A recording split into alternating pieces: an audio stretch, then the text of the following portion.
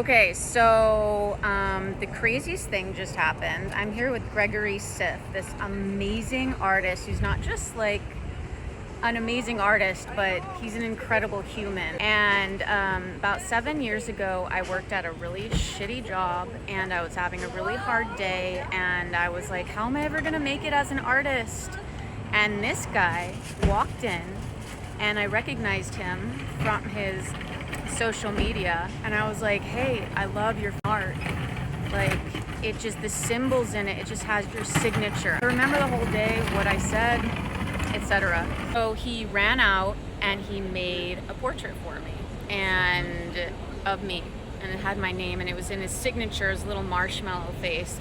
I still have it, and that moment stuck with me for years. And then I ended up doing my portraits later. So I just went to Venice from Laguna Beach and I ran into him.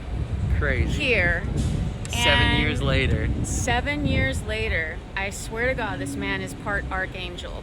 His energy is just amazing. So, how are you? What are you up to? What are you doing? I'm just running around getting some food in me so I can paint more and enjoying the beautiful day that Venice Beach, California can provide. And what are you up to? How's your artwork up? Well, I've got work on the streets. You know, I did a big mural in Belmont Shore in Nice. Long Beach, and doing some murals. And I did an art show last year at this time in Beverly Hills called Pras de la Valade. That's the gallery.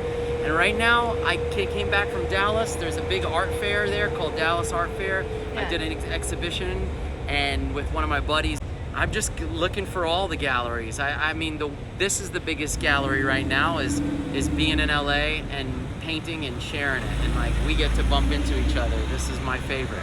So amazing. And what do you think keeps you inspired? Like, what's your biggest inspiration? What do you do for inspiration when you really need it to break past that energy when you're feeling down? Yes, definitely. If you're feeling down, go right into it. Put something in your hand, a pencil, a pen, a marker, anything, and get it out while you're feeling that way. But I heard something today from this guy, Andrew Huberman, and he said, when you wake up in the morning, you got to write down your purpose and do that every day, and it starts to become clear. So I like that idea of, if you know your purpose, you're gonna know what to paint. And that was something big for me to read today. And my purpose is to make art with the world and share it so I could get closer to my dad and closer to God. So you got to keep doing that. And I know you're all about the light and spreading that light. So the more we create, the more our voice is heard.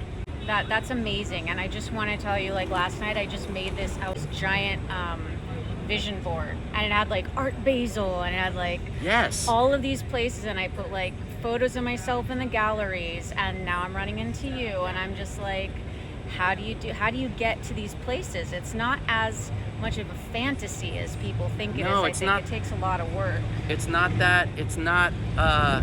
It's so tangible. And if you want something, you show up, and you're building work and you're painting every day. Meet a bunch of galleries at art fairs. Shake hands with people.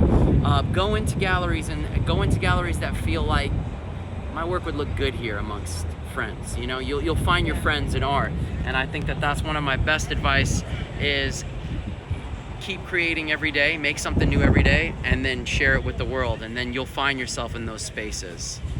Amazing. And what were you saying about your dad? Is your dad still? So no, my dad, well, back in 2007, he passed physically, but I just think about him all the time, and I have his ring right here, and I paint with this on, and my brother made it for my dad, and now it's on me, so I can just connect with him. And when I'm doing good work, when I'm enjoying my life, then I know he's around.